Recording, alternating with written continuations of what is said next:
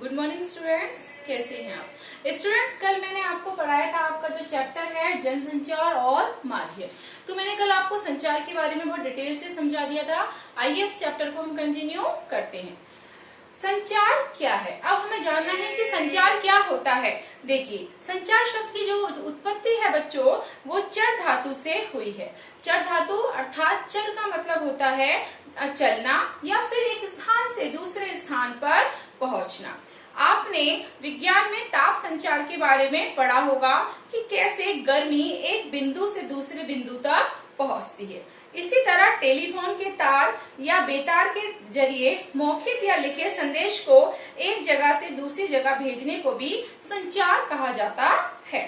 लेकिन हम यहाँ जिस संचार की बात कर रहे हैं बच्चों, उससे हमारा तात्पर्य है दो या दो से अधिक व्यक्तियों के बीच सूचनाओं, विचारों और भावनाओं का आदान प्रदान। अर्थात संचार वैसे तो सांकेतिक, मौखिक सभी प्रकार का होता है बच्चों, लेकिन हम जिस संचार के बारे में बात कर रहे हैं उसका मतलब ये हुआ कि हमें अपने विचारों का आदान प्रदान या एक दूसरे के साथ करना है।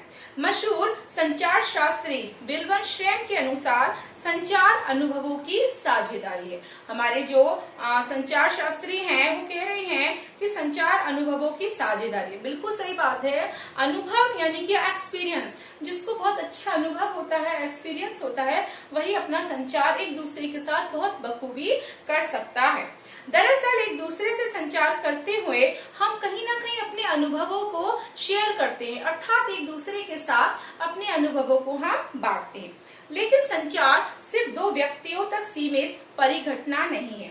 संचार के तहत सिर्फ दो या उससे अधिक व्यक्तियों में ही नहीं, हजारों लाखों लोगों के बीच होने वाले जनसंचार तक को शामिल किया जाता है। बिल्कुल सही बात है। आपने देखा है जब कोई भी पॉलिटिशियन, कोई भी नेता अपना भाषण देते हैं तो वो भी क्या है, एक भीड़ को संचार देने का काम हो रहा है। इसी प्रकार हजारों और लाखों लोगों के बीच भी क्या होता है बच्चों, संचार होता है। और फिर वो संचार किस रूप में बदल जाता है, वो जनसंचार के रूप में बदल जाता है। इसी प्रकार सूचनाओं, विचारों और भावनाओं को लिखित, मौखिक या दृश्य श्रव्य माध्यमों के जरिए सफलतापूर्वक एक जगह से दूसरी जगह पहुंचाना ही संचार है। और इस प्रक्रिया को अंजाम देने में मदद करने वाले तरीके संचार माध्यम कहलाते हैं। देखो बच्चों, कई बार होता है, आपने देखा होगा, आज से बहुत साल पुरानी बात है, जब हमारे टीवी में आविष्कार हुआ था पिक्चरों का, उस समय जो पिक्चरें आती थी उसमें आवाज नहीं होती थी, सिर्फ संकेत के आधार पर एक दूसरे से बात की जाती थी। अर्थात वो क्या हो गया, एक तरीके का सांकेतिक संचार हो गया या बिना बोले संचार हो गया। अर्थात दृश्य श्रव्य का मतलब होता है कि कुछ चीजों को दिखाना या फिर सिर्फ उनको हम देखते हैं या फिर सिर्फ सुनते हैं, तो ये भी एक तरीका संचार हो गया। अब देखिए, इस तरह हमने देखा कि संचार एक घटना के बजाय एक प्रक्रिया है। अर्थात पूरा एक प्रोसेस होता है संचार में कि किस तरह से हम उसमें काम करते हैं। एक ऐसी जीवन प्रक्रिया जिसमें सूचना देने और पाने वाले की सक्रिय भागीदारी होती है। बच्चों देखिए, संचार का मतलब ये है, अगर दो व्यक्ति उसमें शामिल हैं तो दोनों ही उसमें एक्टिव होने चाहिए, सक्रिय होने चाहिए। जैसा कि मैं अगर आपसे बात कर रही हूँ, इस वीडियो के माध्यम से आपको कुछ समझा रही हूँ, तो आप भी जब मेरा वीडियो देखेंगे तो उसको ध्यान से सुनेंगे। लेकिन आपने मेरा वीडियो ध्यान से देखा ही नहीं, आपने मेरी बात सुनी नहीं, तो क्या आप तक वो संचार सही तक पहुंच जाएगा? नहीं। इसलिए संचार में दोनों व्यक्तियों की भागीदारी जरूरी होती है। दोनों की सक्रिय भागीदारी से ही ये प्रक्रिया क्या होती है, पूरी होती है। अगर दोनों में से कोई संचार के लिए अनिच्छुक है तो संचार प्रक्रिया को आगे बढ़ाना मुश्किल होता है। यदि आप मेरी बात सुनेंगे ही नहीं, आपकी इच्छा ही नहीं है सुनने की, तो वो संचार प्रक्रिया आगे नहीं बढ़ेगी।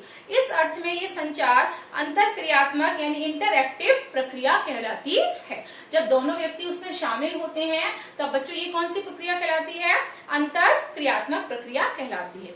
अब देखिए संचार के तत्व क्या है। जब हम कहते हैं कि संचार एक प्रक्रिया है तो उसका एक अर्थ ये भी होता है कि इस प्रक्रिया के कई चरण या तत्व शामिल होते हैं। हर चीज में कोई ना कोई तत्व जरूर शामिल होते हैं, तो हमारी संचार प्रक्रिया में भी कुछ तत्व शामिल हैं। संचार में इनमें से कुछ जो प्रमुख तत्व हैं बच्चों वो देखिए। पहला है संचार प्रक्रिया की शुरुआत स्रोत या संचारक से होती है। जब स्रोत या संचारक एक उद्देश्य के साथ अपने किसी विचार, संदेश या भावना को किसी और तक पहुंचाना चाहता है तो संचार प्रक्रिया की शुरुआत होती है। बिल्कुल बात है, स्रोत का मतलब जरिया, शुरुआत। मैं आपसे आपको अपनी बात कहना चाहती हूँ, पहुंचाना चाहती हूँ, इस चैप्टर को समझाना चाहती हूँ, तो ये क्या हो गया, वीडियो के माध्यम से एक जरिया हो गया, स्रोत हो गया। तभी हमारी किसकी शुरुआत हुई बच्चों, संचार प्रक्रिया की शुरुआत हुई। जैसे आप स्वयं को स्रोत या संचारक मान लें। आपको इतिहास की एक किताब चाहिए, लेकिन इसके लिए आपको अपनी कक्षा के एक मित्र से आग्रह करना पड़ेगा और आपको किताब मांगने के लिए जब आप सोच रहे हैं वो क्या हो गई, तभी से वहां से संचार की प्रक्रिया शुरू हो गई। और आप अपनी कक्षा में जब जाते हैं, सोचते हैं कि आज मैं कक्षा में जाऊंगा और अपने मित्र से इतिहास की पुस्तक मांगूंगा, और मांगना ही जब आप अपने मन में सोचते हैं वहीं से ये प्रक्रिया की शुरुआत हो जाती है। संचार की प्रक्रिया शुरू हो जाती है। जाहिर है कि किताब मांगने के लिए आप अपने मित्र से बातचीत करेंगे या फिर उस बात को बच्चों लिख कर देंगे। तो वही बातचीत या संदेश वो क्या हो गया बच्चों, वो आपको उसके लिए किसका सहारा लेना पड़ेगा, उसके लिए आपको भाषा का सहारा लेना पड़ेगा और संचार की प्रक्रिया शुरू हो जाएगी। भाषा असल में एक तरह का कूट या चिन्ह या कोड होती है। ये बात आप सभी जानते हैं बहुत अच्छे से। आप अपने संदेश को उस भाषा में कूटीकृत या एनकोडिंग करते हैं। ये संचार की प्रक्रिया का दूसरा चरण है। पहला चरण क्या था बच्चों, संचार प्रक्रिया की जब हम शुरुआत करते हैं, और दूसरा क्या था कि जब आप उस भाषा में एनकोडिंग या कूटीकृत करते हैं, यानी किस भाषा का प्रयोग कर रहे हैं, आप इंग्लिश का कर रहे हैं, आप हिंदी का कर रहे हैं। सफल संचार के लिए ये जरूरी है कि आपका मित्र भी उसी भाषा यानी कोड से परिचित हो। अगर आप अपने मित्र से किसी भाषा में बात कर रहे हैं तो सामने वाला जो व्यक्ति है जिससे आप बात कर रहे हैं या मित्र है, उसे भी वो भाषा आनी जरूरी है। यदि उसे वो भाषा नहीं आएगी तो फिर संचार की जो प्रक्रिया है वो पूरी तरह से सक्सेस नहीं होगी, सफल नहीं होगी। जिससे आप अपना संदेश भेज रहे हैं, इसके साथ ही संचारक का एनकोडिंग की प्रक्रिया पर पूरा अधिकार होना चाहिए। एनकोडिंग का मतलब यही होगा बच्चों कि जिस भाषा में आप बात कर रहे हैं दोनों को वही भाषा बहुत अच्छे से आनी चाहिए। इसके बाद संचार प्रक्रिया में अगला जो चरण है वो होता है स्वयं संदेश का आता है। संचार प्रक्रिया में संदेश का बहुत अधिक महत्व है कि आप जो संदेश अपने मित्र को या किसी व्यक्ति को दे रहे हैं। किसी भी संचारक का सबसे प्रमुख उद्देश्य अपने संदेश को उसी अर्थ के साथ प्राप्तकर्ता तक पहुंचाना है। एग्जाम्पल के लिए मुझे आपसे ये कहना है कि बच्चों कल आपका एग्जाम है, आप अच्छे से पढ़ाई कर लेना, लेकिन इस बात को मैं घुमा फिरा कर कहूँ और वो बात आपको समझ में ही नहीं आई, तो क्या वो उद्देश्य जो मेरा है, जो संदेश है, वो आपको सही तरीके से मिल पाएगा? नहीं। इसलिए आपको जो भी बात अपने मित्र से या अन्य व्यक्ति से कहनी है उस बात को आप साफ शब्दों में कहें, ताकि आपका जो भी संदेश है, उसका जो भी मीनिंग है, जो भी अर्थ है, वो सही रूप में आपके प्राप्तकर्ता तक पहुंच सके। इसलिए सफल संचार के लिए बच्चों जरूरी है कि संचारक अपने संदेश को लेकर खुद पूरी तरह से स्पष्ट होना चाहिए। अर्थात जब मैं सामने वाले से किसी व्यक्ति के बारे में बात करना चाहती हूँ तो मुझे ये पता होना चाहिए कि मैं संदेश जो दे रही हूँ वो आपको किस तरह से दे रही हूँ। क्या वो संदेश आपको समझ में आ रहा है या नहीं आ रहा, उसकी भाषा आपको समझ में आ रही है या फिर नहीं आ रही। अर्थात आपको सीधी सादी सी स्पष्ट सी भाषा के बारे में पता होना चाहिए कि आपको जो संदेश आप दे रहे हैं वो आपको आसानी से प्राप्त करता उससे समझ ले। कहने का सीधा सा अर्थ बच्चों यही है कि आप जब अपने दोस्त को कोई बात कहना चाहते हैं, कोई मैसेज देना चाहते हैं या अपने विचारों को प्रकट करना चाहते हैं, तो आप उसको सीधी, सरल और स्पष्ट भाषा में कहें ताकि सामने वाला आपकी बात को बहुत अच्छी तरह से समझ सके। आगे देखिए, लेकिन संदेश को किसी माध्यम, चैनल के जरिए प्राप्तकर्ता तक पहुंचाना होता है, जैसे हमारे बोले हुए शब्द, ध्वनि तरंगों के जरिए प्राप्तकर्ता तक पहुंचते हैं। जैसे कि अब धीरे धीरे विकास हुआ, आपने पता है टीवी का विकास हुआ, चैनलों का विकास हुआ, जिस तरह से न्यूज चैनलों का विकास होता है और जो न्यूज रिपोर्टर्स वगैरह हैं, आप अपने संदेश हम आम जनता तक पहुंचाते हैं। उसके लिए वो क्या करते हैं, कुछ चैनलों का प्रयोग करते हैं, अर्थात साधन का प्रयोग करते हैं।